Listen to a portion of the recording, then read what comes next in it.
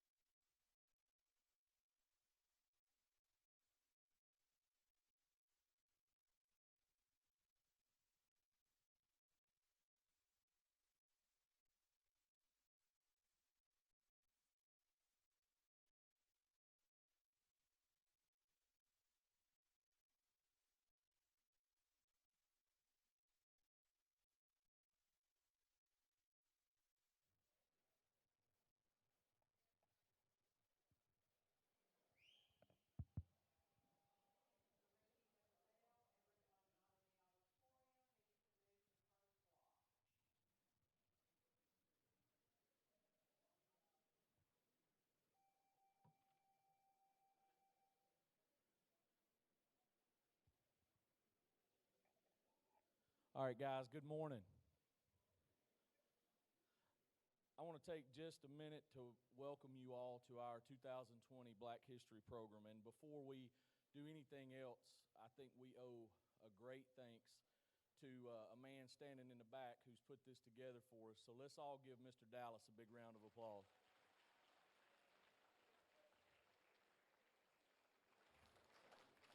I also want to welcome our honored guests that are here with us this morning. We have several board members, our board level people, and several guests. So thank you for taking time out of your morning to spend with us. We really appreciate you being in here. Students, this morning we have the privilege to celebrate, to hear from, and to learn about the significant contributions made to our world by many people from the African American community. I hope that you will listen intently during this program and that you will walk away this morning with an understanding and a greater respect for the sacrifices made by so many people for you and for all of us. Now it's my honor to introduce our featured speaker this morning. Many of you have heard his name probably. You may have seen him on TV. You may have seen him around somewhere, but you may not know my friend, Dr. G. Dr. Gonsolin is a native of New Iberia, Louisiana. He is married with 2 children. He received 2 BA degrees, both from Southwestern Louisiana. One of those is in interpersonal counseling and communications. The other is in elementary education. He then pursued his master's degree in administration and supervision of education from Southern University in Baton Rouge, Louisiana. His quest for educational attainment eventually led him to Mississippi State University, where he completed his PhD program in the field of curriculum and instruction. Dr. Gonsolin has been an educator for over 20 years. He has served in various educational capacities: elementary teacher, elementary PE teacher, assistant principal, assistant director of Career and Technology Center, an assistant professor, an assistant superintendent for the Starkville School District in Starkville, Mississippi, and as superintendent for the Fairfield School System in Fairfield, Alabama. Currently, he is our superintendent here in Jefferson County Schools. He has been a diversity consultant for school districts throughout the southern and northeastern regions of the United States and has written over 15 referred journal articles and has presented at international, national, and state conferences. Again, it's my honor and my privilege to introduce Dr. Walter Gonsolin. Thanks, Doctor. Thank you. Appreciate you. I can't see anyone, guys. Can we put some lights on? Good morning, Clay-Chalkville. Good morning, Clay-Chalkville High. It is good to be here, and I want to thank Mr. Lee, the principal of this great school, for inviting me and having me to speak at this Black History program. It is indeed an honor and a privilege to do so. If y'all don't mind, what I'd like to do is kind of, he talked about a lot of my accomplishments and achievements, and sometimes when, when you're a superintendent of a school system or you've achieved some things, people see you just from that perspective, and they don't really know what got you there and how you got there. Do y'all mind if I just share some personal things with y'all for a minute? All right. Well, first of all, I am proud to be the superintendent of Jefferson County Schools. To represent you guys and to ensure that you have a quality education, to work alongside with the board members and the faculty and staff is indeed an honor for me to do that. But I come from a place, he said, New Iberia, Louisiana, Southwest Louisiana. And there, I was born to Walter Gonsolin Sr. and Darnell Gonsolin. And, we came from some very... we struggled coming up. I'm just being honest with you. I grew up in a family where no one, and I'm just being transparent and honest, guys. Can I do that, right? Yeah, my mother and father, they were good people. But when it came to schooling, they weren't educated people, right? That didn't mean they weren't smart, didn't mean they weren't intelligent, but they had never graduated from high school. So my mother, she graduated. Well, she went up to the 11th grade, right? My dad, I didn't know. He kept changing it, 6th grade, 7th grade, 11th grade. I got confused, right? I really did throughout the years. But one thing very early on that I realized was that I was just a little bit different. You know, especially growing up with my father, boy, he loved to hunt, he loved to work, he loved to work with his hands and do all those things, and I wasn't talented in that area, guys. I'm being honest with you. You know, in Louisiana, they go do all kind of stuff. They do alligator hunting. Y'all ever heard of that? Y'all saw the shows, right? I wasn't getting in that water with them alligators. I'm just being honest with y'all. They did duck hunting, and one time I went duck hunting, and I was in the water early in the morning, 9 o'clock, about 6 o'clock in the morning, duck hunting. And no one taught me how to shoot the weapon. Nobody taught me what to do. I just had to watch my uncles and my dad. And, man, I tell you, when those ducks flew over, they started shooting, so I started shooting, right? Guys, I didn't know how to hold that weapon, and when it hit me, I swear to God, I thought I had shot myself. I did, man. I started hollering and screaming in that water, and I threw the weapon down, and they looked at me, and boy, I tell you, my uncle, he looked at my dad, he said, man, you got some work to do, right? But all what happened was the weapon just kicked me in the shoulder, but I swear I was shot, guys. And so, but early on, you know, my father, here he was. He wasn't an educated man, but he had a son that just loved education. He loved everything about reading. And so he realized I was a little different. But he respected that, guys. He respected that. And long story short, you know, I'll be honest with you. In my hometown, you know, there were about 5, 6 housing projects, and we lived in every last one of them. Every last one of them, right? And you know, there's some good things that come along with that. There's some bad things that come along with that, right? But, you know, the heroes that I grew up with, most people wouldn't even say they were heroes, right? I'm just being honest with y'all. That's the people I grew up to love, and the people that respected me and encouraged me. And they found out, they said, hey, man, you know, I was that kid. My daddy drove this big taxi cab, right? And every time the school year would end, I would tell my father, if 5th grade was ended, I'd tell him, I say, hey, Dad, can you do me a favor? Can you go and get all the books for the 6th grade so I could study over the summer? Anybody does that? No, you don't really do that, right? So anyway, here it is. And you know, at first I think he thought it was strange, but, you know, by the time I got to the 5th and 6th grade, he'd get all of the books and have them over there for me, right? And I would study, and I would just get ready, because I always wanted to get ready for the year ahead. So then when I went to when I graduated from high school, well, right around middle school, high school, I'm just being honest. You know, here it is, man, I'm bringing all the books in one of the roughest housing projects, one of the roughest housing projects, and I got my book sack on this summer, and I'm going, and one of my friends stopped me and said, hey, man, whatever you do, don't let too many people see that, all right? And we had just moved there. And I was like, why? He said, it's not cool, not cool, not cool. And so he said, boy, cool. Y'all, look, I made the honor roll, straight A's from kindergarten all the way up to middle school. But then one day, one of my friends, he told me this story. I said, hey, man, let me see your report card. And he showed me his report card.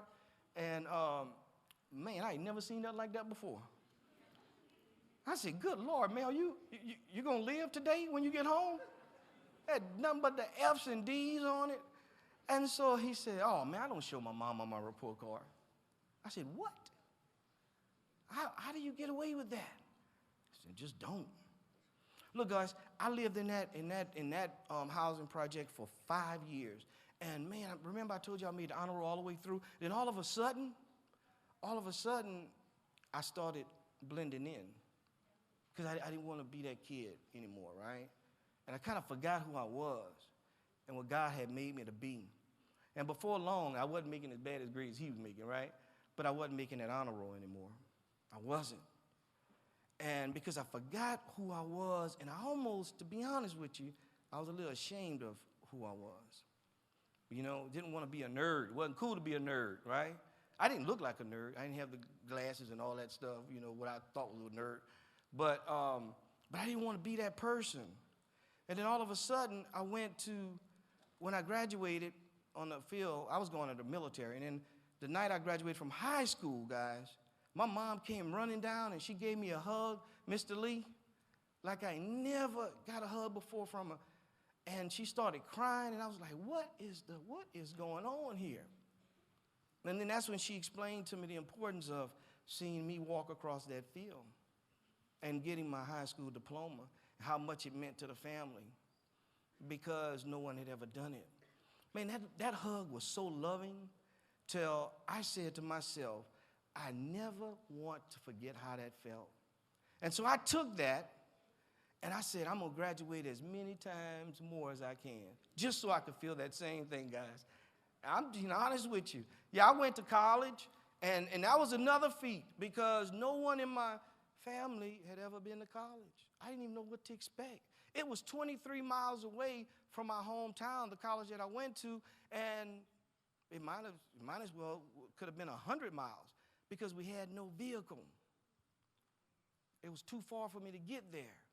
But God made a way for me to get to that school, and I had to work hard. I had to hustle. I had to figure out rides to get to school, because my dad, he couldn't help me. He didn't even know what it was all about, right? And then I graduated with my first 4-year degree, and boy, my mama came there again with them tears and that big old hug. I said, Mama, I'm going to do it one more time, right? So I went and got another one. And then I said, she did it again. I said, I'm going to get the master's degree now. And then I told my dad, be a doctor, Dad. I'm going to go get a doctorate degree. And look, let me tell you about my family, guys. I love my family to death. But sometimes the journey that you take, they don't really understand it. But you still got to take it, because you represent them and you're doing something that's bigger than you, right? And so I went to get my doctorate degree, and it was in education. But there were many people in my family thought I was going to be a doctor, a real medical doctor, right? They thought I was going to be able to give medicine and take shots and give shots and all that other stuff. And when I graduated from Mississippi State, and I'm going somewhere with this, when I graduated from Mississippi State with my doctorate degree, about 28 of my family members came, uncles, aunts, grandmother, everybody, right? And they came to support, guys. And when they got there, we went to eat afterwards, and I thought we was going to go to this big old fancy restaurant, because I was getting a doctorate, Phyllis, right? I said, where we going, guys? I had set up something to eat steak and everything. He said, no, we're going to go by Popeyes and get some chicken. I said, Popeyes, right? Yeah, we're going by Popeyes. I just want to be real with y'all, right? They said, we're going by Popeyes. So we went to Popeyes, and we got the 2-piece chicken. And one of my great aunts came, and she sat on the side of me, and she said, look, I was so proud of my great nephew that I stopped by the hospital, and I picked up an application. A hospital, guys. Y'all get it, right? A hospital. And so when I realized she didn't understand what was going on, I said, no. That's not the kind of doctor I'm going to be. And I tried to explain it to him. And she said, wait a minute, let me get this straight. You can't give a shot? I said, no, ma'am. She said, you can't prescribe medicine? I said, no, ma'am. She told her husband, his nickname was Peanut. She said, Peanut, let's get away from here. This boy done lied to us. He ain't not a doctor. All right? That was my best joke, guy. You're supposed to laugh, okay? There you go. That's what I'm talking about. Right there. Right there. That's it. But, guys, anyway, I want to tell you this. That was a journey, man, and it's still a journey. But early on, I realized, and if we're going to celebrate Black History Month, I realized early on that whatever I was going to do in life, that it had to be for more than just me, that it had to be about somebody else. You know, being a superintendent now, I go back to those days, even when I was trying to get a doctorate, when I was about to give up, because that stats class was just so hard, right? But inspired by God and encouraged by God to just keep on, because one day we were going to do things to help the very people that's sitting in this room today. And so I encourage you guys to, as you're getting your education, and whether you go to college or whether you go straight to work or whether you go to the military, it really doesn't matter. We got to get to the point where it's more than just about us and about you and yourself, but that you're doing things for other people and for a bigger cause than just yourself. And it doesn't matter where you start off at. Does that make sense, guys? It doesn't matter where you start off at. You just look around you and you say, you know, you seize the opportunity to help others. Now, guys, being transparent again, I was, as a superintendent, just I think it was last week, at another high school, there was a controversy where some young people asked the question, why should we celebrate Black History Month? Man, when that young man asked that question, people got upset, right? And so I thought for a little while, and I said, if someone would ask that question to me when I was 13, 14, maybe I didn't have the answer for them, right? But at 51, yeah, I'm 51, y'all, yep. I don't even know when it happened. But anyway, at 51 and all the education that I've gotten, guess what? I can answer that question now. And I don't see nothing wrong with answering that question because it's time for us to start telling people, right? So I started. Y'all can give me a round of applause. Go ahead. There we go. Yeah. Because it's important, guys. It's important. It's important for us to know about everybody. Whether you're African American, you should know the significant impact that those who don't look like you, that they've made into this American society. So what I decided to do was, I said, I'm going to take this opportunity and I'm going to reflect for a day and share with my Clay-Chalkville family why I think we should celebrate Black History Month. So I wanted to see how it impacted my everyday life. So last night, when I was ironing my shirt to come here, I looked at the ironing board, and guess what? I realized that Sarah Boone invented the ironing board, and she was an African-American lady. And then when I got my suit off the rack this morning from the cleaners, I realized that Thomas L. Jennings created and invented the dry cleaning so I can have my suit ready. And as I began to put on my shoes, I realized that Jan Ernest Matzinger, he created a system that allows shoes, it's called lasting, that you could stitch several different shoes, 700 shoes in an hour, and it made it affordable for all of us to have. So I'm looking at my shoes, guys, right? So then I'm leaving the house, and I set my alarm. And then I remembered in my reading that Marie Van Brighton Brown, she invented the home security system in 1967. And I was driving my vehicle, and I stopped at the traffic light. Y'all know that one too, right? Garrett Morgan invented the traffic light system. Yeah. And then as I went in my bag and I got my fruit, because my wife want to make sure I eat fruit and eat healthy every day, right? I still get my Popeye's chicken, though. But anyway, as I was eating my fruit, I said, now how is it that an item from the farms of southeastern Florida, an orange off the trees of southeastern Florida, could get and travel all the way to Alabama to a store that I could buy? And it came to my reading and to my memory that Frederick McKinley Jones created a refrigerated truck that allowed it to travel from one thing to another. And as I walked in this building, I passed by the elevators, and guess what? I saw the automated elevator doors. Alexander Miles created that as well. And finally, guys, okay, I'm my last one, just hang on with me, guys.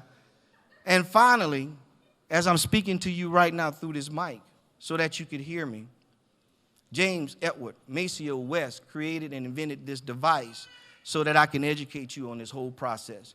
Guys, listen, I will tell you that you celebrate Black History Month because it is significant to the everyday lives of everyone sitting in here. The inventions and the contributions that they've given.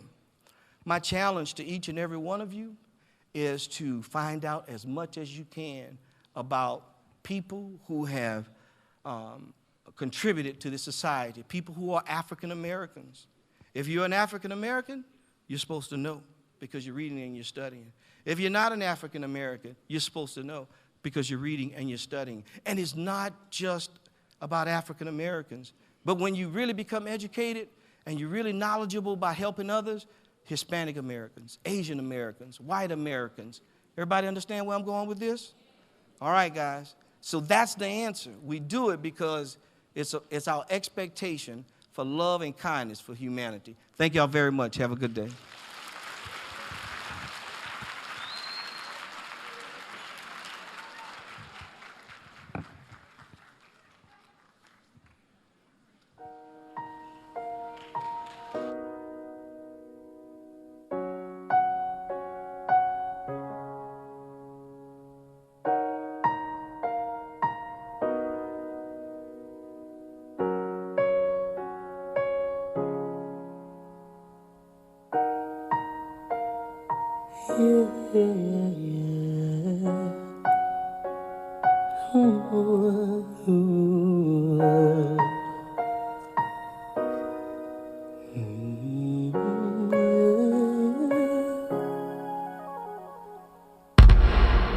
I used to be so broken, lost, empty. A heart with no beat, a singer with no song to sing. So I know the feeling, the silence is deafening. But in your pain lies a blessing, a sweet and sour victory. So keep walking, walking, walking, though it seems so far.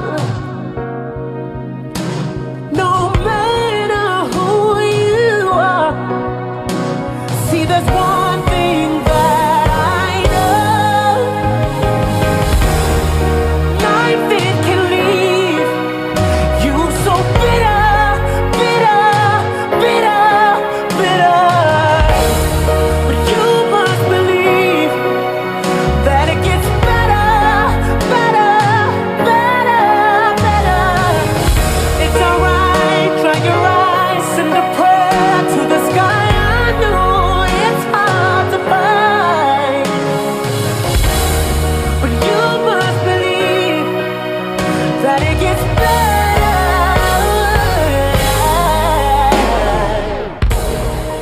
Listen to me. I know you're scared, your heart's bleeding. But what are you gonna do now? I think it's time you break free and keep walking, walking, walking, though it seems so far. No, it doesn't really matter who you are. See, there's one thing that I know. Life it can leave you so bitter, bitter, bitter, bitter. But you must believe that it gets better, better, better, better. It's alright, dry your eyes, send a prayer to the sky. I know it's hard to find, but you must believe that it gets better, better. Oh yeah, almost out of here. See, I was almost done. I wanted to die from how I was done wrong. I cried out every night looking for a helping hand. That's when it happened.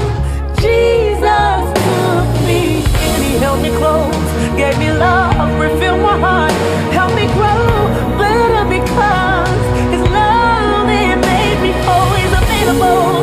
Anytime, try him out, he'll change your life. See, I know that, yeah. Life it can leave you so bitter, bitter, bitter, bitter. But you must believe that it gets better, better, better. Yeah. Life it can leave you so bitter, bitter, bitter, bitter. But you must believe that it gets better, better. Oh, it gets better, better.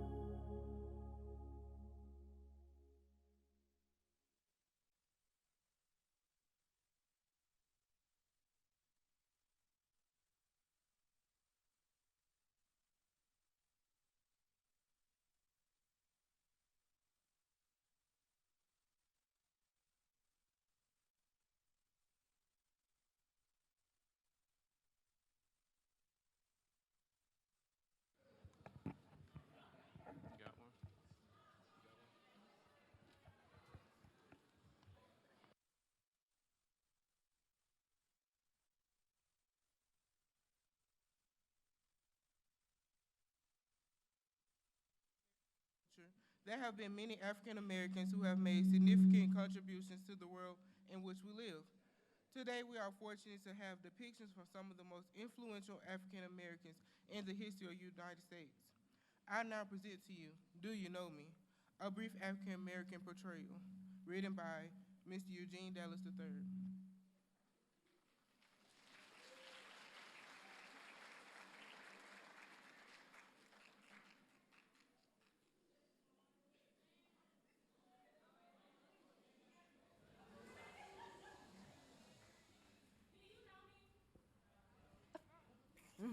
I was born in 1867 in a small town in Louisiana.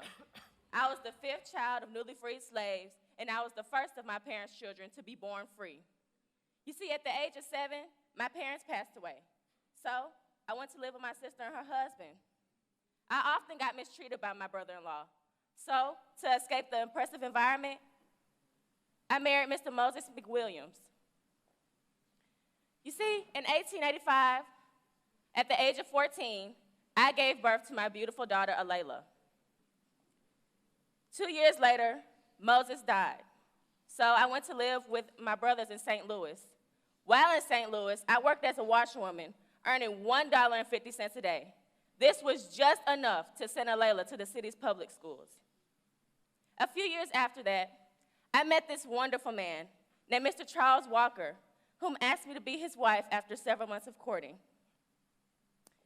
In 1905, we moved to Denver, Colorado, after I was hired by Miss Annie Malone, who was a very successful Black hair care product entrepreneur. While in Denver, Charles helped me with advertising hair care treatments for African Americans. And he also encouraged me to use the name Madam C.J. Walker, which he thought was more recognizable. Later on those years, I opened a factory, and I even opened a beauty school in Pittsburgh. And by 1910, I was a millionaire.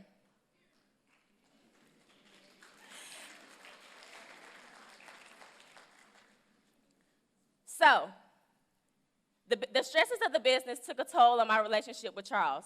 So, in 1913, we got a divorce.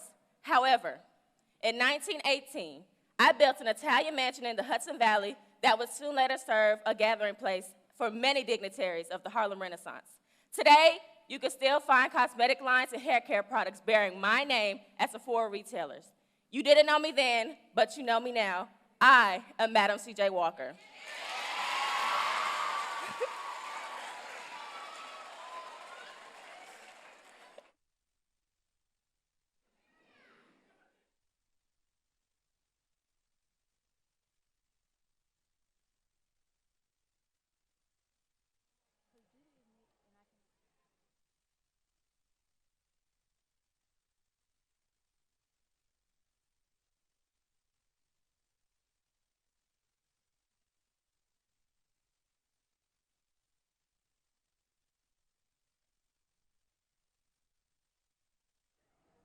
You did so good. Justice appointed to the Supreme Court.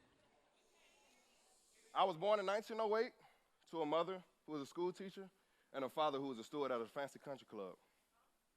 Now, my time in public school, I can't say that I was the best student. Matter of fact, one of my fondest memories was memorizing the U.S. Constitution, which is fucking dumb because I was acting up in school. However, I graduated high school and I went on to attend Lincoln University.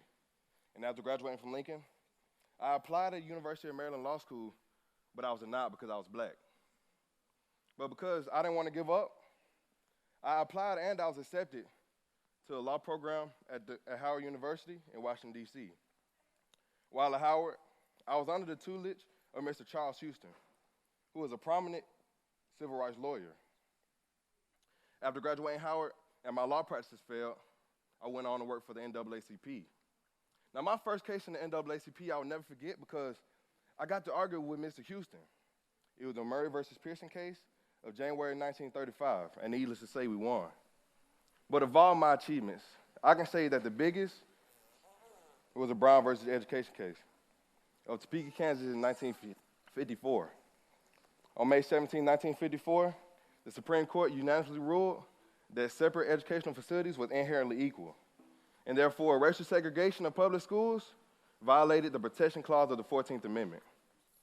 And in 1961, President John F. Kennedy appointed me as a judge in the U.S. Second Court of Appeals. And in that span of 4 years, I made over 100 decisions and not one of them got overturned. In 1967, I had the distinguished honor of being appointed to the U.S. Supreme Court, a position that I had for over 24 years. We did not get here solely by putting ourselves up from the bootstraps. We got here because somebody, a parent, a teacher, an Ivy League crony, or a few nuns, they bent down and they helped us pick up our boots.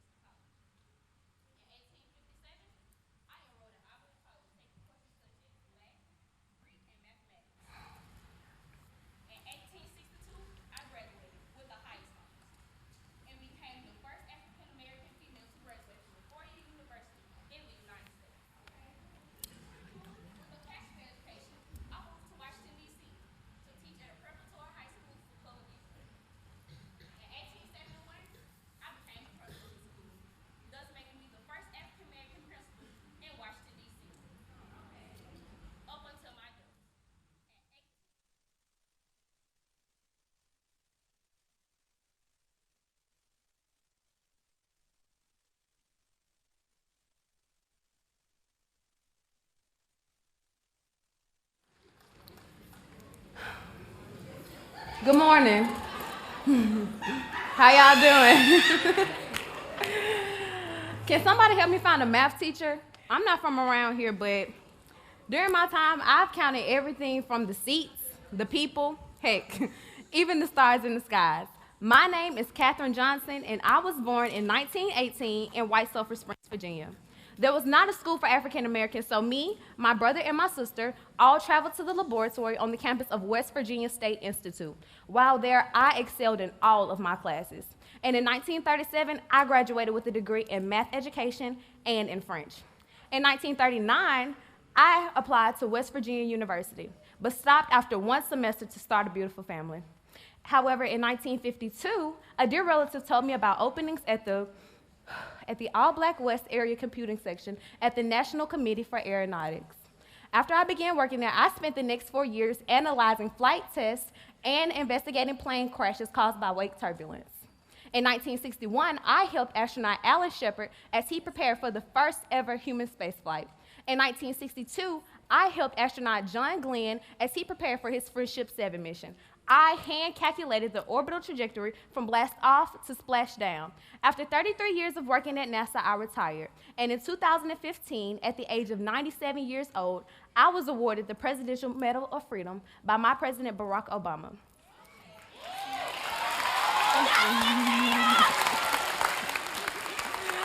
I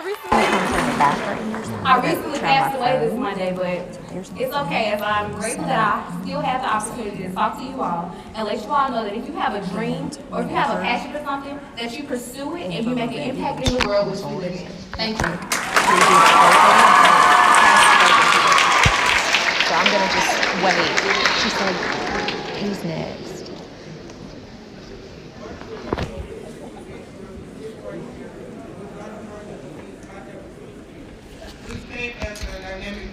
By his dear friend Mahalia Jackson. What many people do not know is that Dr. King had struggled with this speech, which is struggled until 5 minutes. During delivery, King started improvising a bit.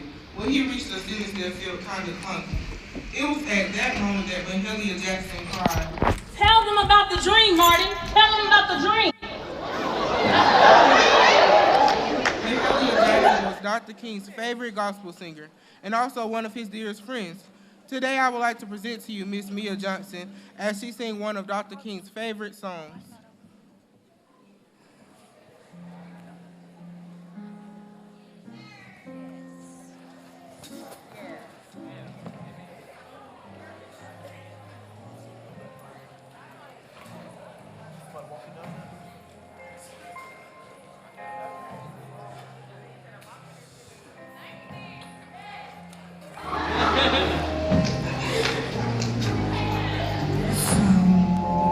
Will be done with the troubles of the world, the troubles of the world, the troubles of this world.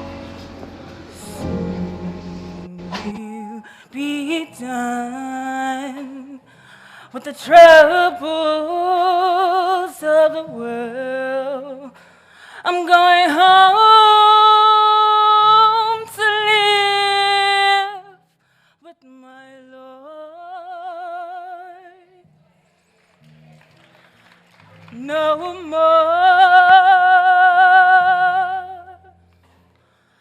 weeping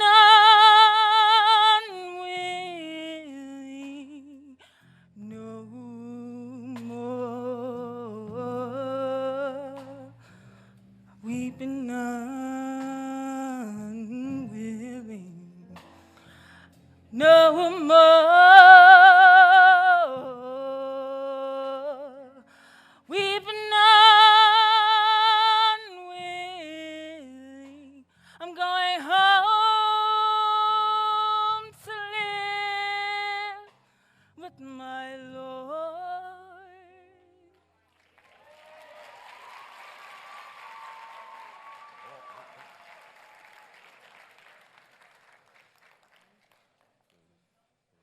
You didn't know us then, but I hope you know us now.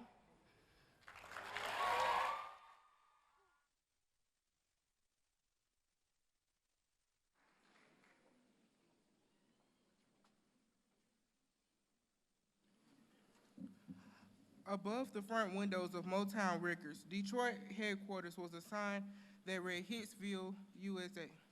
Placed there by founder Berry Gordy, soon after his company moved into the Midas home at 2648 West Grand Boulevard. The sign demonstrated Gordy's blazing, and at the time unearned, arrogance. Then the slogan came true, founded on January the 12th, 1959. Motown quickly became another Detroit factory, where the Big Three produced automobiles. Motown assembled the soul and pop classics. That changed America. Today, the CCHS Jazz Band will perform a couple of Motown's greatest hits.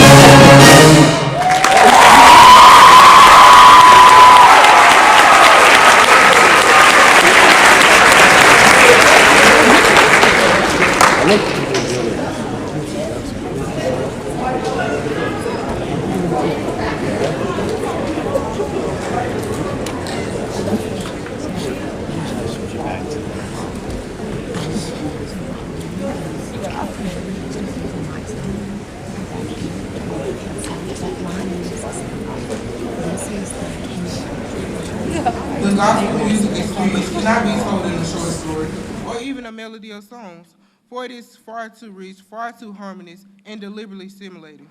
It is a living experience, always changing, always giving, and always becoming the foundation that gave moral, physical, and spiritual support to a great and powerful people.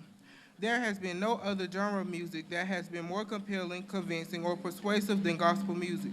Some of the most beautiful music of all times was born out of intensive grief and suffering, and gospel music is no exception. There has never been a time when gospel music has not been a part of the African American experience. When we consider the tragic, dreadful, and catastrophic experience which occurred to so many in our society, and when we tend to feel and believe that there is no way out, gospel music is there to take our hands and lead us on. Please join me in welcoming the Clay-Chalkville High School Gospel Choir.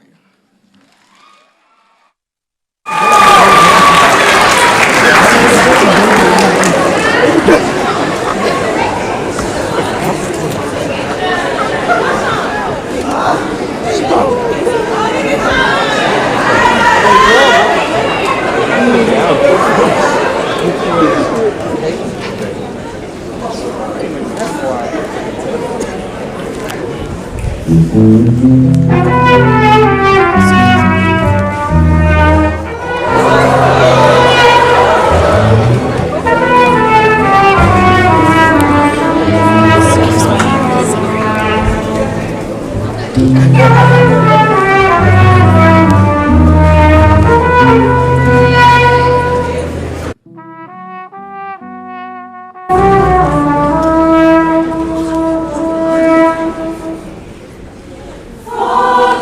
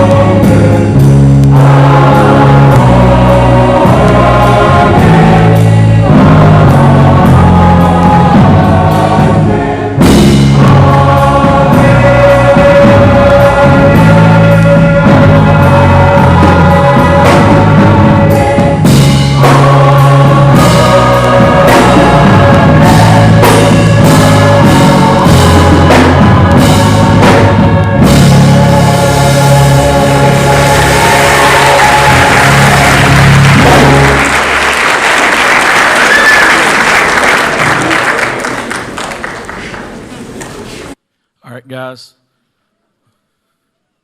Let's give everybody that participated in this one more round of applause.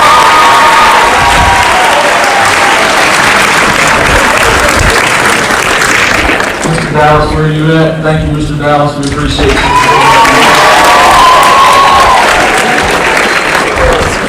Guys, Mr. Dallas can tell you, he's my right-hand guy, and he can tell you that I don't usually like programs to do on Mr. Dallas.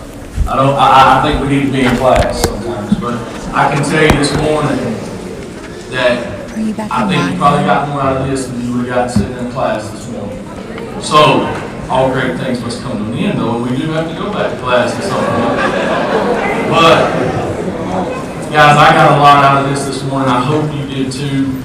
And I hope that the main thing you take from this morning is, just like Dr. G said, no matter the color of your skin, no matter what you do, everything you do every day matters. And we try to talk to you about that. We try to express that to you. You can be one of the people that we talked about on this stage today if you want to be. You just have to make the right choices. And I know all of you have it in you. So thank you for your attention this morning. Thank you for everything that you do on a daily basis to make us and Clay-Chalkville what we are. At this time, all of our honored guests, parents, if you're here as a guest, we want to invite you to the Media Center. We have a small reception for you as we transition the next group. So you guys are welcome to be dismissed before we dismiss all the kids. Dr. Rush, you can kind of lead some of the people that may not know which direction. You're going to end the live stream? Yes, let's end the live stream. Okay, my mom said that a lot of them cut out, so should we just... How do you end it? How do I end A lot of the mics... How do you end the live stream? Yeah, we're ending the live stream. How do you end it? Go back to where it says live. In just a moment when we dismiss.